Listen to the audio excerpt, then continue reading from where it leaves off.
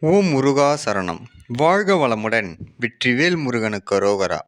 இன்றைய நாள் இனிய நாளாக அமைய எல்லாம் வல்ல அப்பன் முருகனின் அருள் அனைவருக்கும் கிடைக்கப் பெறுக.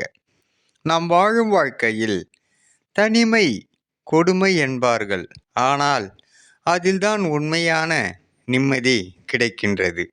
ஏனென்றால் சந்தேகம் இல்லை, துரோகம் இல்லை, பொய் இல்லை, ஏமாற்றங்கள் இல்லை, அழுகையும் இல்லை, தேவையில்லாத செலவுகளும் இல்லை.